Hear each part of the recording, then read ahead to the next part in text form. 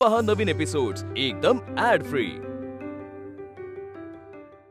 जयोस्तुते जयोस्तुते श्रीमन्मङ्गले शिवास्पदे शुभदे स्वतन्त्रते भगवति त्वामहं यशोयुतां वन्दे यशोयुतां वन्दे वन्दे वन्दे.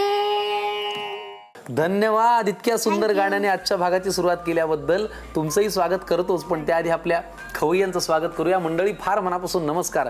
तुम्ही पाहताय झी मराठीवरती या ताजा गरमागरम आणि वाफाळता कार्यक्रम, ज्याचं नाव आहे आम्ही सारे खवय्ये. कार्यक्रमात पुढे जाण्याआधी सगळ्यात आधी तुम्हाला प्रजासत्ताक दिनाच्या अनंत शुभेच्छा.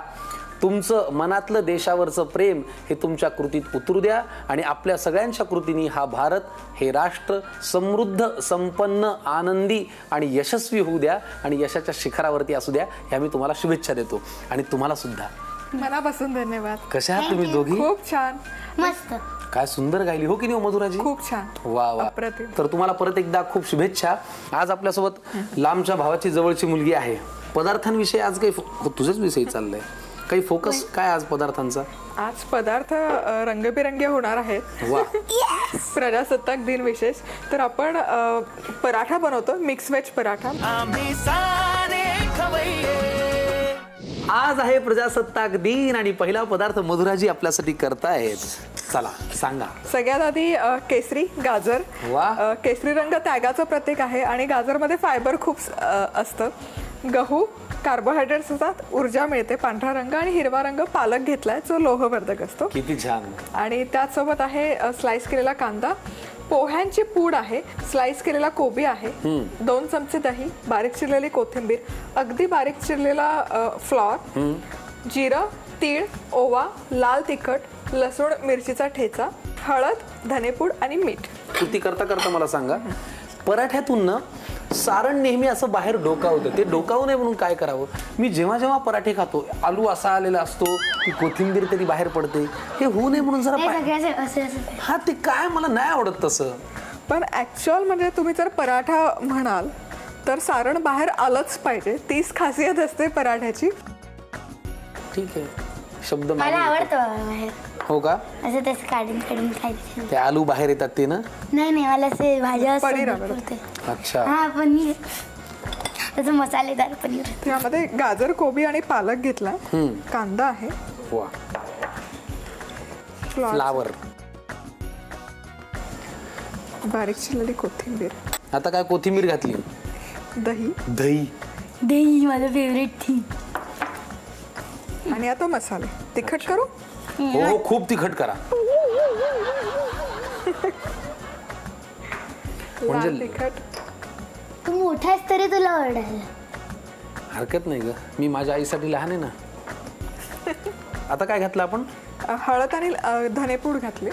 आणि लाल तिखट, ओवा, आणि ओवा, जिरं, जिरं, पांढरे तीळ, मिरचीचा ठेचा, लसूण घातलेला आणि मीठ.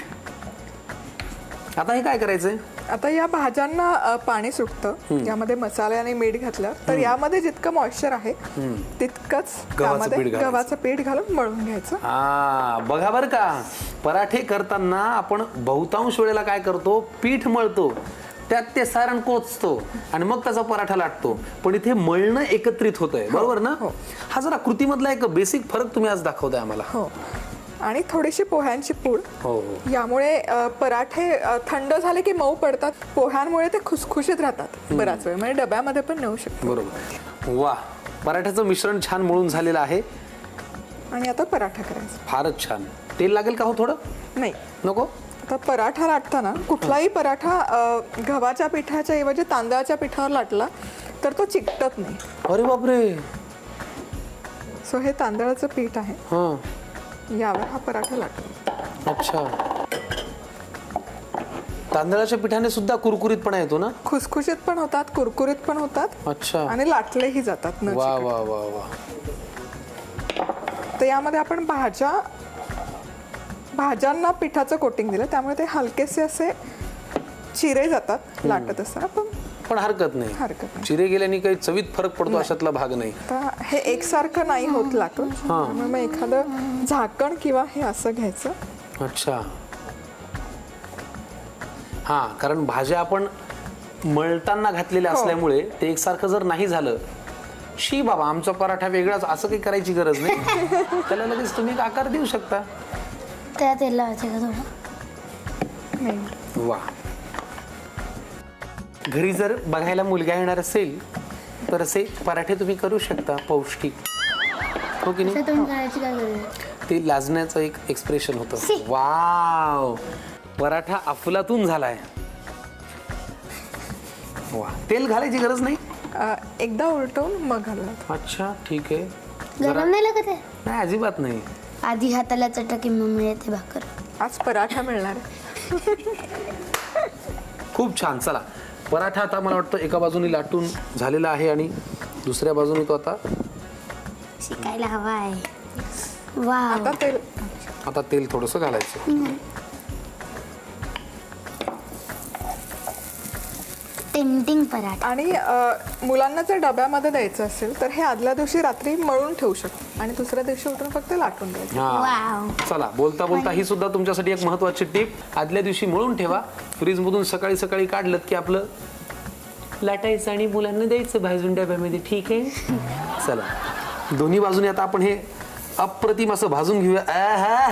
खरपूस पराठा तयार होतो आहे. मंडळी, आम्ही हा तयार करून घेतो, तुम्ही कशाला वाट बघतायसा? पटकन घेऊन घ्या साहित्य कृती. हो, आता मिक्स व्हेजिटेबल पराठा तयार करण्याची कृती पाहूया. प्रथम एका बाउलमध्ये किसलेलं गाजर, बारीक चिरलेला कोबी, बारीक चिरलेला पालक, उभा चिरलेला कांदा, अगदी बारीक चिरलेला फ्लॉवर, बारीक चिरलेली कोथिंबीर, थोडंसं दही, लाल तिखट, हळद, धणेपूड, ओवा, जिरं, पांढरे तीळ, लसूण मिरचीचा ठेचा आणि चवीनुसार मीठ घालावं. त्यात गव्हाचं पीठ मिसळावं. तसंच थोडीशी पोह्यांची पूड देखील घालावी आणि व्यवस्थित मळून गोळा तयार करून घ्यावा. याचे लहान गोळे करून घ्यावे आणि पोळपाटावर तांदळाची पिठी पसरवून त्याचे पराठे लाटून घ्यावे आणि तव्यावर तेल घालून दोन्ही बाजूंनी खरपूस भाजून घ्यावे. चविष्ट आणि पौष्टिक पराठे तयार आहेत. तर आपला गरमागरम पराठा रेडी आहे, ज्याचं नाव आहे mix veg paratha. Mix vegetable paratha, आणि तो इतका छान तुम्ही मळला होतात, भाजूनही छान झालाय. आणि आज हेल्दी पदार्थांनीच दिवसाची सुरुवात करावी अशी. पुढच्या पदार्थामध्ये सुद्धा छान रंगीबेरंगी साहित्य दिसते. याचं काय नाव आहे? आपण नूडल्स बनवतो, पण मुलं जनरली मैद्याचे नूडल्स खातात. आधीच्या काही भागांमध्ये आपण ज्वारीचे बोटवे म्हणजे ज्वारीचे नूडल्स बघितले होते. आज आपण तांदळाच्या पिठाचे बनवतो. तांदळाच्या पिठाचे नूडल्स असा हा पदार्थ आपण बघतोय. लागणारं साहित्य आम्हाला सांगा. तांदळाचं पीठ, वेगवेगळ्या भाज्या, फरसबी म्हणजे श्रावणी घेवडा, कॉर्न, मका, स्लाइस केलेली ढोबळी मिरची, कोबी, गाजर, कांदा, कोथिंबीर, काजू, जिरं, कढीपत्ता, हळद, बारीक चिरलेली मिरची, आलं, मोहरी, हिंग आणि त्याच्यात कॉर्न आहे ना, मका नाही ना? कॉर्न आहे, मका नाही. तुला आवडत नाही कॉर्न? मला मका नाही आवडत, मला कॉर्न आवडत. मका नाही आवडत, कॉर्न आवडतात. खूप छान. वा, मला थोडेसे काजू मिळतील का? अरे देवा, द्या एकदाच ते काजू खा. हा, थोडेसे म्हटल्यावर त्यांनी थोडेच दिले. खूप छान. चांगलं. वा, काय करायची कृती? आधी उकड काढून घेऊया. अरे वा, घ्या. मग यामध्ये पाणी घालायचं. किती लागणार आहे?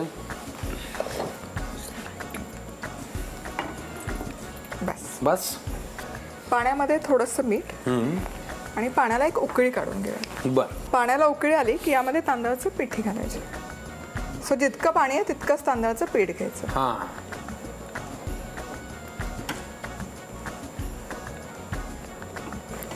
पटकन मिक्स करायचं. तुमच्या शाळेमध्ये संचलन असायचं 26 जानेवारीला? हो. मग तुम्ही अटेंड करायचं? हो. तू ग करतेस अटेंड? हो. संचलन म्हणजे काय? म्हणजे मग हो कशाला म्हणालीस? काय वात्रटपण आहे बाबा. उकड छान आली, हो की नाही? आणि हलकेसे थंड झाले की उकड व्यवस्थित मळून घ्यायची. ठीक आहे, चला. तांदळाच्या पिठाची उकड आपण काढलेली आहे. ती जरा गार झाली की आपण मळून घेऊया आणि मग वळूया पुढच्या कृतीकडे.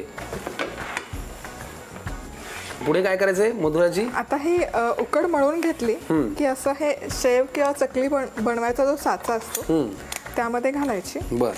आणि याची शेव पाडून हे लावायला खूप वेळ जातो का? वाव नूडल्स वा व्हेरी टेस्टी अँड टेम्पटिंग. या नूडल्समध्ये ना आपण अजिबात सोया सॉस चिली सॉस नाही वापरणार. त्याच्यामुळे घरगुती आपले जे मसाले आहेत किंवा घरगुती ज्या भाज्या आहेत त्या वापरून आपण करतोय. आता हे ते काय खूप छान वाफवायचं? वाटतं. आता हे 10 मिनिटं फक्त वाफवून घ्यायचं. आणि असं प्लेट नसेल तर इडली पात्र जे असतं त्या साच्यामध्ये पण छोट्या छोट्या शेवया घालून वाफवून अरे घ्यायचं. हो की खरं, बरोबर आहे. सांभाळ. किती वेळ लागतो याला वाफवायला? 8 ते 10 मिनिटं. 8 ते 10 मिनिटं वाट बघूया. तयार झाले नूडल्स की मग वळूया पुढच्या कृतीकडे. आता ह्या तांदळाच्या पिठाच्या शेवया वाफून झाल्या असतील. नूडल्स वा. झाल्यात का? हो, तर गॅस बंद केला तरी चालेल. आणि फक्त ती प्लेट आपण बाहेर काढून ठेवत म्हणजे ते हलक्याशा थंड होतील. बरं ठीक आहे. जरा सांभाळ. थँक्यू स्वरा. किती झाले तरी तुम्हाला काकास हे प्रेम सगळं नूडल्सचे घास खाऊ घालावे म्हणून आहे. नाही असं काय कुठे ठेवू हे? इथे ठेवू? हो सर. वा अप्रतिम. स्टीमरचं आता काही काम नाहीये ना? ठीक आहे. मग हे पाणी मी असंच ठेवतो. आंघोळीचा मूड मध्ये झाला तर वापरीन. आता काय करायचंय? आता याला फोडणी घालून घ्यायची. बस. हो. अरे क्या बात आहे. म्हणजे तांदळाचं पीठ. एकदम फास्ट आहेत त्या. आता तेल गरम केलेलं आहे. काजू तळून घेऊया. तळलेले काजू एकतर दिसायलाही छान दिसतात, मुलंही आवडीने खातात आणि क्रंची होतात. त्यामुळे बरोबर. काजू तळून घेऊयात. काजू हलकेसे तळून झाले काढूयात.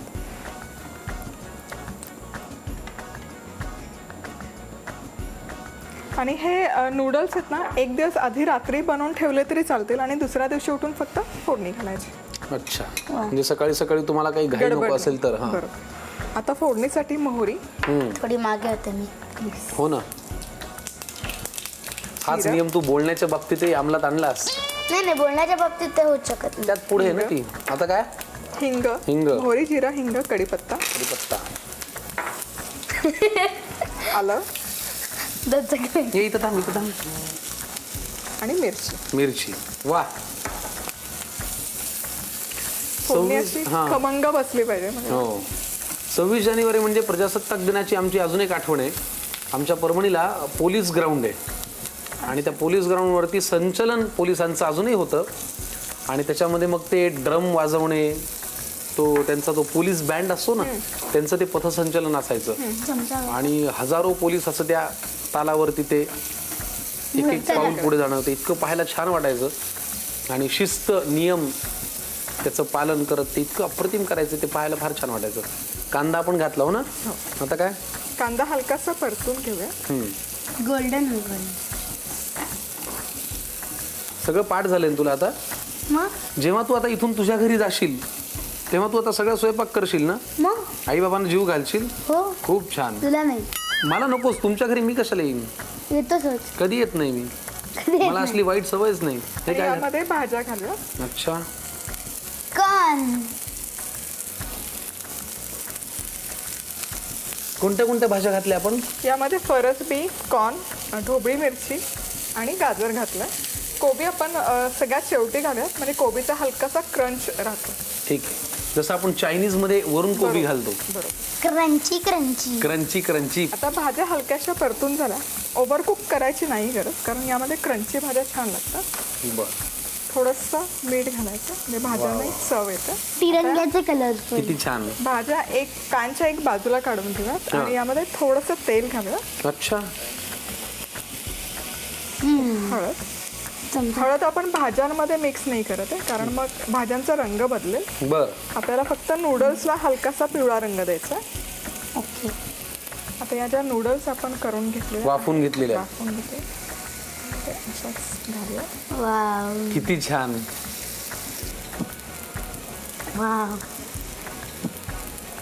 छान दिसते. हळद अशी साईडला घातल्यामुळे काय होतं ना, फक्त नूडल्सला रंग येतो आणि भाज्यांचा मध्ये गाजराचा केसरी रंग आहे किंवा फरसबीचा हिरवा आहे, तो रंग आहे तसा राहतो. म्हणजे तो डल नाही होत रंग. बरोबर. फारच मस्त. आणि आता नूडल्स मध्ये मीठ. वा. झाला पदार्थ. आता हे फक्त एकत्र करू. अहो किती मस्त वाटतंय. तांदळाच्या पिठाचे नूडल्स आपण केले आणि मधुराजींनी हा पदार्थ अफलातून केला. तुम्ही घरच्या घरी प्लीज करून बघा, है ना. त्या माझ्या बेस्ट फ्रेंड आहेत. पदार्थ चांगला झाला की त्या बेस्ट फ्रेंड आहेत. नाही नेहमी एरवी शूटिंग झाल्यावर त्या कुठे जातात, काय खातात, कशा राहतात याची काही तुला काही कल्पना नसेल ना. मी त्यांना काय बस खोटं बोलू नको, चेहऱ्यावरती दिसतंय. हा पदार्थ झाला चॉकलेट देते त्यांना नेहमी कधी जाताना. कधीतरी हिने चॉकलेट दिलंय.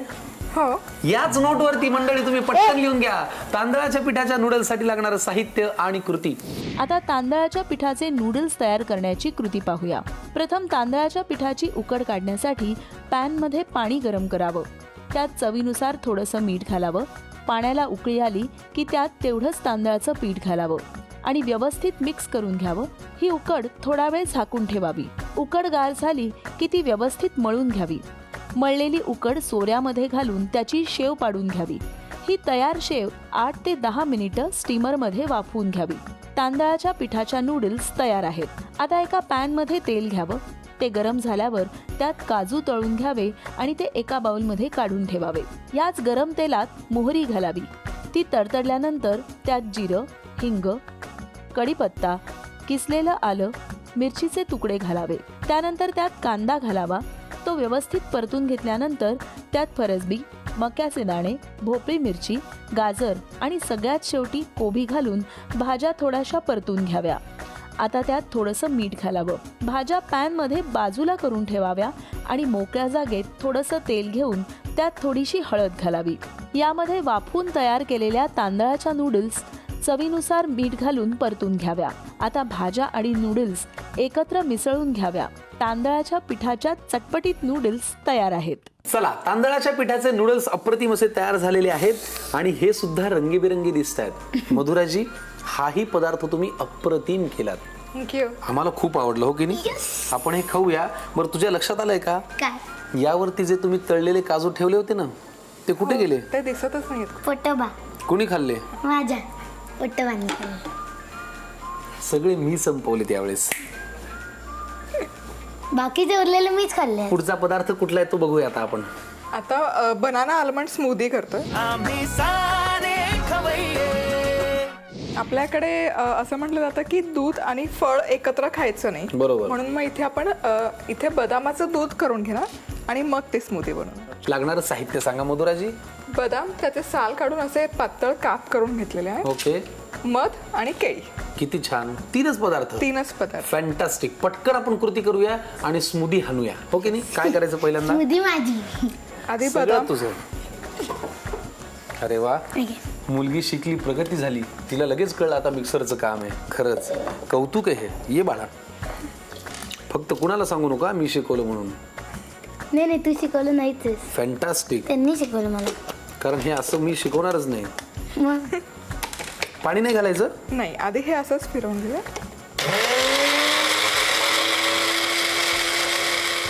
आणि तुला माहितीये का आपण पाणी का नाही घातलं? कारण की ते थोडं भिजवलेलं आहे.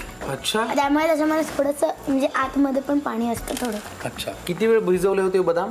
1 तासभर. तासभर भिजवले, त्याची आता सालं काढली होती आणि बदामाचं दूध तयार आहे. आणि आता यामध्ये पाणी घालू शकतो आपण. बरं, किती घालू मग? साधारण एक अर्धा कप. म्हणजे आल्मंड मिल्क बस म्हणतात.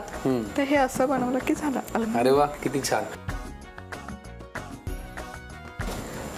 चमचा मी देणार. द्या ना, फक्त ह्या शेवया सांडू नका. खूप छान. मिळते तुला खायच्यात म्हणून. मला नाही, आपल्याला सगळ्यांना जरा. फक्त मला खायच्या. यामध्ये मध घालायचं. हा. मला मध खूप आवडतं. आणि यामध्ये हवा तसं चेंजेस करू शकतो. म्हणजे तू काय गांधीन माशी आहेस, तुला मध आवडायला? काय म्हणत होतात तुम्ही? तुला नाही आवडत मध? खूप आवडतो. हवा तसं चेंजेस करू शकतो. चॉकलेट सिरप, कोको पावडर असं घालून चॉकलेट आल्मंड स्मूदी पण अच्छा. होते. साखर वगैरे वरून काही घालायची गरज नाही. साखर वगैरे नाही. हवे असेल तर घालू शकतो. आणि यामध्ये वेगवेगळ्या चवीचं बनवायचं असेल तर मग स्ट्रॉबेरी क्रश, पान क्रश असे वेगवेगळे फ्लेवर्स. मी आता स्ट्रॉबेरी म्हणणार होते, थोडं म्हणाली. केळीच्या ऐवजी मँगो. क्या बात आहे. मँगो आल्मंड शेक. येलो अप्रतिम. सीझन मध्ये जी फळं येतात त्या फळांचा वापर करून तुम्ही ही स्मूदी तयार करू शकता. आत्ता आपण वापरलंय बनाना आणि आल्मंड, म्हणजे बदाम आणि केळी सोबत थोडासा मध घातला. आ हा हा हा, बस मंडळी, आता मी फार वाट बघू शकत नाही, मला पटकन ही प्यायची आहे. पटकन लिहून घ्या, बनाना आल्मंड स्मूदी म्हणजेच बदाम केळी स्मूदी साठी लागणारे साहित्य आणि कृती. आता बनाना आल्मंड स्मूदी तयार करण्याची कृती पाहूया. प्रथम मिक्सरच्या भांड्यात भिजवलेल्या बदामाचे काप घेऊन ते अगदी बारीक करून घ्यावे. त्यात साधारण अर्धा कप पाणी घालावं. त्यानंतर त्यात केळीचे तुकडे आणि मध घालून पुन्हा व्यवस्थित ब्लेंड करून घ्यावं. हेल्दी बनाना आल्मंड स्मूदी तयार आहे.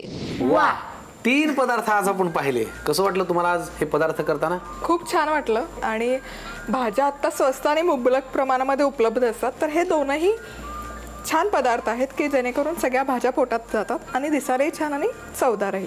थोडक्यात आज काय आहे, प्रजासत्ताक मला दिन तर पराठा आहेच. हवाय. प्रजासत्ताक दिन तर आहेच आहे. लहान मुलांनी खाल्लं तर ते सुदृढ होतील आणि ते सुदृढ झाले तर आपला देशही सशक्त होईल. लहान मुलांनी ऑलरेडी खायला सुरुवात केलेली आहे. मग आता हे मी काय स्वतःच खातो. मंडळी पण तुम्ही एक काम करा, आजच्या भागात घ्या निरोप घेण्यापूर्वी परत एकदा तुम्हाला प्रजासत्ताक दिनाच्या अनंत शुभेच्छा. आपल्या देशावरती प्रेम करा. मनातलं प्रेम फक्त 15 ऑगस्ट आणि 26 जानेवारीला नाही तर वर्षभर जन्मभर अंमलात आणा आणि देशासाठी काहीतरी करा. हो की नाही? येस. तुम्हालाही परत एकदा खूप शुभेच्छा. आता घ्या निरोप, भेटा पुढच्या भागात. आम्हाला झी मराठीवरती याच कार्यक्रमाचे नाव आहे आम्ही सारे खवय्ये.